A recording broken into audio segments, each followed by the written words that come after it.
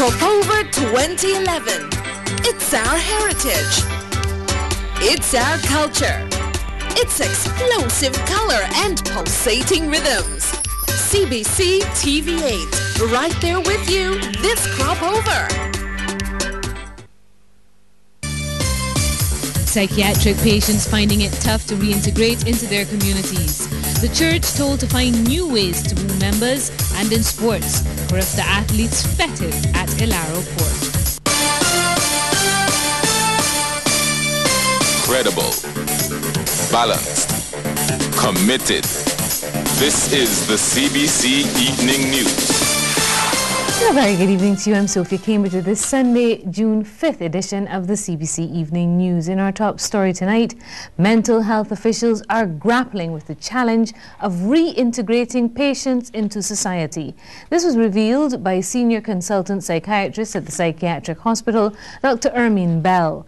Speaking to CBC News, Dr. Bell said patients who've recuperated from their mental illness and are sent home face stigma from those in the community. We're up against the people who say, once mad, always mad. And we're up against a situation where somebody says, not in my house. And so we really need to have another program as part of the whole rehabilitation and the whole mental health reform process, which helps to educate the general society to the fact that a mental illness is another illness. A lot of our illnesses are based on a chemical background. And were it not for them becoming mentally ill, they might have diabetes or they might have thyroid problems. And very often those problems dictate how you function mentally as well. Often, family members hide individuals away when they become mentally ill. But Dr. Bell is advising them to come to the psychiatric hospital and sit with the staff who can better explain what's happening. When they reach us then, sometimes they're so chronic that we are going to take just as long to get them better. And so the person who's been dealing with them is glad for the break. They're glad to say, hey, I don't have to think about them. I don't have to peep to see if they're in the room. I don't have to look to see if they're going to use a knife to hurt themselves. I don't have to lock away all of my, knives and so on, things with sharp points for fear that they'll harm themselves. They take a breather when they come in here. And, when it's time for them to come back, they say, oh, do I have to go through all that all over again? Well, teenagers are no longer the earliest users of illegal substances in Barbados. This was revealed by Minister of Health Donville Innes as he addressed the 10th anniversary dinner and awards ceremony of the Centre for Counselling, Addiction and Support Alternatives. Damien Best has the story. Health Minister Donville Innes lauded CASA for offering an invaluable service to drug rehabilitation in Barbados, acting as a crisis walk-in centre and treatment facility. He says surveys have shown that the age of experimentation with substances has dropped from teenagers to children between the ages of 9 and 10. The Global Youth Tobacco Survey done in 2007 by the National Council on Substance Abuse on school-aged children revealed that the majority of 9 to 11-year-olds surveyed had used over-the-counter drugs. This survey showed that approximately 1 in every 2 children had tried alcohol, and 27.5% has sniffed inhalants. The health minister also said government's expenditure for substance abuse services had increased significantly since 2002. Government's expenditure rose from $26,000 in financial year 2002-2003 to $1.1 million disbursed on a fee-for-service basis for the treatment of clients during the last financial year. Over the past 7 years, residential substance abuse facilities have received a total of $5.5 million. With substance abuse treatment being offered by CASA and other organizations such as Verdun House and Teen Challenge, the health minister said it's necessary to have uniform standards. Steps are therefore being taken to amend the Health Services Act and to make provision for health services, substance dependency treatment facilities regulations. These regulations will ensure that every aspect of the operation of treatment facilities is systematically executed, from the licensing of the facility to the operational and clinical administration of the treatment program. Service awards were presented to individuals who gave their time over the last 10 years to assist in the development of CASA. Damien Best, CBC News. Well, the St. Philip District Hospital received a much-needed facelift over the weekend. Staff of mobile company Digicel and other social organisations rolled up their sleeves to help beautify the exterior walls of the facility. The joint project, initiated by Digicel, involved Harris Paints, the Kiwanis Club of Barbados South, Passion Network and the Ravers Kadooment Band. Commercial Director with Digicel Barbados, Alex Tasker, said the beautification project is one of many programs the company intends to undertake this year. We have decided to partner with Harris Paints today, Kiwanis Club, Passion Network, the Ravers Kadooment Band, and our staff members to come out and give a facelift to the St. Philip District Hospital. We were here last year, December, for a charity Christmas Day luncheon, and when we look around, we thought we could have done something to help the old and elderly at this facility. So we came back today to give a facelift to this hospital. And technical consultant with Harris Paints, Michael Babb, said they jumped at the opportunity to lend a helping hand. From the beginning of the year, we've been involved in a lot of community projects. Most recently, we did quite a bit of projects in the Pinelands area, which is our immediate neighbours, and we really took this opportunity to branch out to embrace more of the community. Principal Nursing Officer with the District Hospital, Lolene Rollins, was grateful for the assistance. It makes me feel very, very happy to see that somebody is remembering St. Philip and that they are coming forward to help us, since we can't depend on the government for everything. Well, the church is looking for new ways to minister. We'll explain when the evening news returns.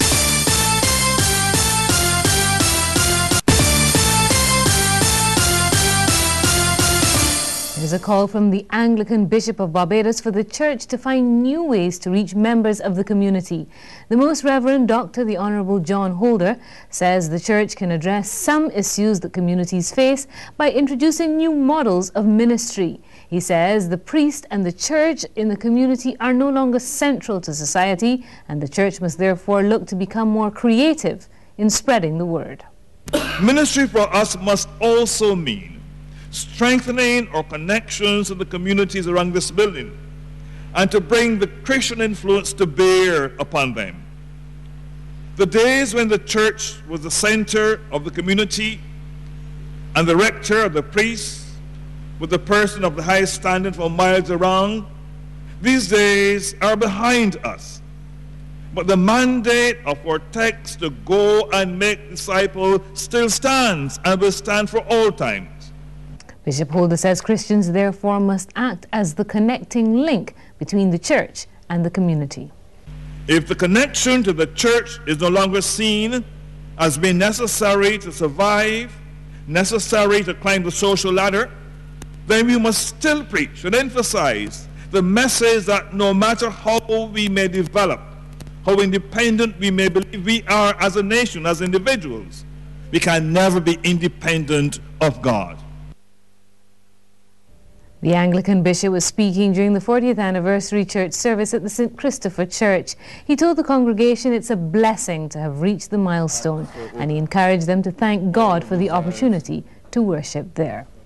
As we thank God for the ministry here at St. Christopher over the past 40 years, let us be conscious of the important convictions that God has given us the responsibility to care for his church, but is also present, giving us the strength each day to do so. Well, there's a new hot spot where anyone looking for a night out during the middle of the week can go. It's called Bajan Night at the Hilton, an exhibition of true Barbadiana. Patrons can experience a true Barbadian culinary feast. Apart from an unlimited showcase of indigenous foods, there's a cultural dimension featuring the Mother Sally and the Green Monkey, accompanied by the Tuck Band. General Manager Matthew Mullen says the concept is about growing their trade while giving locals a chance to taste the Hilton experience. We do a lot of business for our local community on Sundays, whether it's breakfast or brunch, and this is really an extension of that now, where we want to grow our trade and to launch an authentic Bajan evening. It's an opportunity for people to come along and experience food that your grandmother used to make. and whether it's things from cuckoo to steamed pudding to bourgeois or to bread pudding. It's just a wonderful all-round experience with beautiful entertainment, and it's aimed at all levels. Mr. Mullen says management is looking to try new things to enhance the hotel's product. From the moment the guests arrive, there's a lovely rum punch as guests come in, and then we have a chef cooking fish cakes. As they come in, they're freshly made, and they can watch how the chef prepares and cooks them. And then they'll come into the inner area of the restaurant or sit out on the terrace and have beautiful buffet food that is lovely presented, and with the entertainment and the decor, it's just a great all-round experience. Shane Jones will have the Sunday sports package when we return.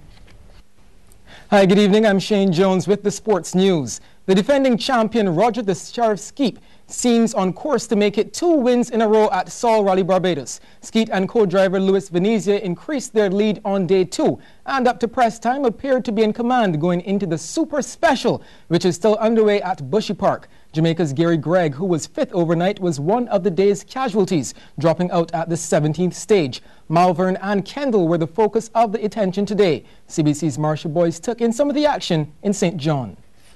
87 cars started on day 1, but only about 60 made it into day 2. We picked up the action near Woodland for the 3rd run of the Lime Kendall North stage. Roger the Sheriff Skeet came into the day leading by 14 seconds. At lunch, he was 26 seconds ahead in the Subaru Impreza WRCS 12. England's Paul Bird, who was 2nd overnight in the Ford Focus, dropped to 3rd by the end of this 19th stage. Passing him was Paul the Surfer Bourne, who clocked 2 minutes 57.60 in the Focus, the 2nd fastest time, just split slower than Skeet. Rob Swan in a Subaru Impreza would be 5th going into the afternoon session. Trinidad and Tobago's John Penty Powell made good use of the morning runs, driving his Impreza up 2 places to 4th. Neil Armstrong on the Toyota Starlet also moved up the top 10. He was now 6th, the 2-wheel drive vehicle getting the better of some of the heavier machinery. Mark Hamilton, 9th overall, looks set to take his group production 9 in the Mitsubishi Evolution 9. A tight battle in Super Modified 10, with the Suzuki Swift of the Warren brothers just 9 seconds behind Armstrong. 8th overall at this point was Englishman Roger Duckworth in the Subaru Impreza, while Josh Reed in the Toyota Starlet rounded off the top 10 just before lunch. He's leading Super Modified 9. Britain's Andrew Siddle in the old Ford Escort is the favourite to win the Group Historic 2. Here's Chris Elliott in another Escort, maybe braking just in time. Andrew Jones was his typical self coming through this section of the stage and probably the most daring. And that's a sample of how things shaped up at Lime Kendall North. Marcia Boyce, CBC Sports. The successful Carifta swimming and track and field teams were recognized and celebrated last night at a special function hosted at Illawarra Court by Prime Minister Frundle Stewart. Andy Thornhill was there.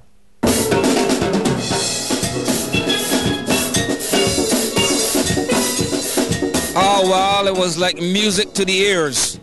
Principal speakers were high on praise for the successful teams. Let me first offer my own congratulations to the entire 2011 Barbados Carifta team of athletes, swimmers, officials, and other contributors like our parents, your friends, your family who would have stood the course with you. I wish to thank you all for your commitment and your pursuit of excellence, both of which are worthy of emulation by all young persons and indeed in respect of all aspects of their lives. Prime Minister Frundle Stewart urged the athletes to celebrate their moment in time, but never to rest on their laurels. We must not mistake a moment in time for eternity. This year's achievement was the achievement for 2011. We hope for greater achievements in 2012 and beyond. And I want to congratulate and to thank those persons who were involved in the training of the athletes, those persons in the associations who give so selflessly of their time and their energy and their affection in shaping the character of these young people of Barbados. Leanne Rose and Tyrell Ford spoke on behalf of the respective teams. And yes, the athletes received their scrolls in recognition of having crossed the terrains of excellence. Andy Thornhill, CBC Sports. Thanks, Andy. Well, more highlights from the function can be viewed on Thornhill Talk Sports tomorrow night at 9. Cricket news now. There was a tie at Wildy in the Sajikor Super Cup between Lyme and Banks. Lyme made 149 from 37.3 overs. Banks replied with 149 in 48.5. At Paragon, BDF Sports Program 193, Antonio Greenwich made 53. Javon Searles got 5 for 39. ICBL Empire 198 for 7, winning by 3 wickets. Over at Bayfield, YMPC 212, Dwayne Smith got 106. BNB St. Catherine 213 for 6, Dane Maynard 55. St. Catherine winning by 4 wickets. At Cane Garden, Guardian General Barbados Youth 292, Shane Paris 139 not out. Tally Barbados Carlton 293 for 7, Shirley Clark 50. At Queen's Park, Sagicor UWI 331, Raymond Reefer got 87, Jonathan Carter 85, and Floyd Reefer 77. Supercenter Spartan 249, their skipper Jabbar Nels got 60. At Foursquare, ASAF Pickwick 176, while there was a revised target because of rain, Kyle Hope got 78. CGI Maple 141 for 9, Pedro Agard 56. Pickwick, the eventual winners. It was a big clash recently between two top netball teams who are vying for second place in the BNA's Premier League, Pinehill St. Barnabas and C.O. Williams Rangers. CBC's Sean Green reports. Pinehill St. Barnabas, playing in the pink, was able to navigate across court with the greatest of ease on some occasions. And when the ball got into the hands of goal shoot Shanice Banfield, she did what was expected. And here's another example. This pass to center eventually finds Banfield, who nails it from an even greater distance. She shot 25 of 40 attempts. When the Rangers looked to forge an attack of their own during this run of play, the goal defense had none of it. A strong defense in the early stages. But take nothing away from the Rangers, they had a good offense as well. Here, the goal attack fakes out the defense with a pass to goal shooter Olivia Walcott. And after the first quarter ended at 12 goals apiece, the spectators knew they had a competitive game on their hands. Goal attack Nikita Pigot led the charge for her team. She had 20 goals on the night. Pigot and the rest of her squad fell behind, however, in the following 2 quarters, despite some last-minute heroics. However, even though they tried hard, in the end, St. Barnabas still came away with a 4-point win, 46-42. Sean Green, CBC Sports. St. James Secondary registered a 4-0 blanking of Leicester Vaughan when the Cane Garden team visited Trents recently in the Schoolgirls Football League. Here's Melissa Farley. Girls football action in Trents, Leicester Vaughan in green, St. James Secondary in white. When at home, you should always defend and dominate. And that the North girls did, starting with goal number 1 from Shanice Garding. And they got worse for Leicester Vaughan in the first half, when a long curling shot by Davida Holder gave St. James a second goal. Leicester Vaughan was still goalless. Into the second half, St. James introduced another one to the net. Goal number 3 came from the boot of Kristaline Chandler. And in the countdown to the final whistle, Garden gave the Trents team its 4th goal to wrap up a 4-0 win in true SJSS style. Melissa Farley, CBC Sports. Thank you, Melissa. In tennis, Rafael Nadal equaled the record of 6 French Open titles as he earned his 10th major with victory over Roger Federer today at Roland Garros. The Spaniard won 7-5, 7-6, 5-7, 6-1, improving his record against Federer to 17-8. And before I go, let me just tell you that the first one-day international between West Indies and India goes off tomorrow at Queen's Park. Start time is 9 and it can be viewed right here on CBC TV 8 and also on radio 94.7 FM. That's sports. The weather is next. Good evening. Some overnight as well as afternoon showers prevailed here in Barbados today. The maximum temperature was 30.9 degrees Celsius, the minimum 26.3 degrees. At 6 o'clock, the temperature stood at 28.2 degrees Celsius. The relative humidity 82% and the winds coming in from the southeast at 9 kilometers per hour. We take a look now at our satellite photo where a tropical wave moved over the area. It's now located at 64 degrees west.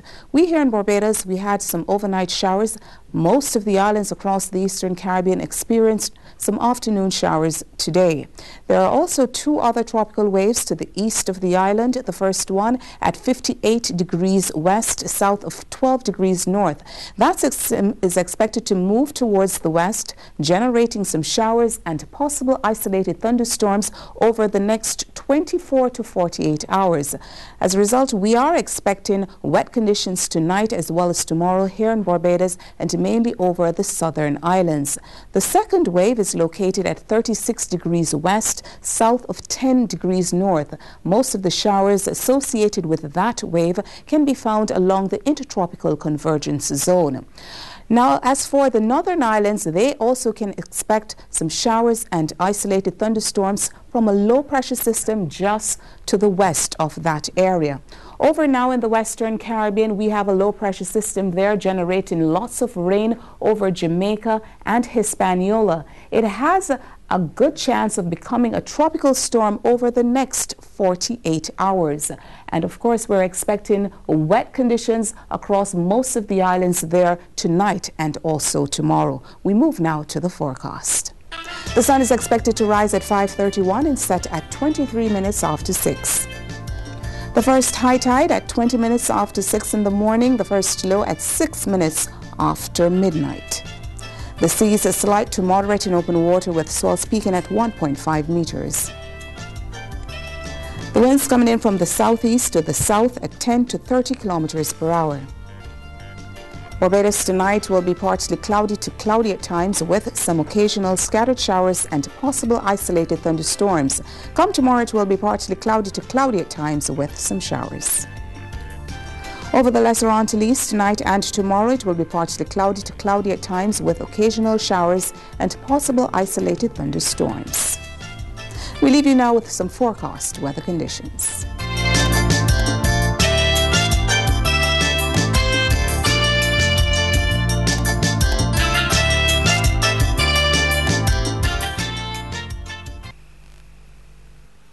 Well, it's time for us to say goodnight. On behalf of the entire crew, thanks so much for being with us this past half hour.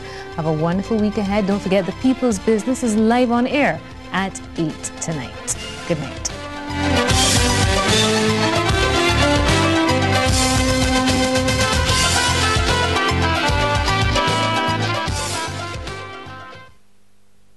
Crop Over 2011. It's our heritage. It's our culture.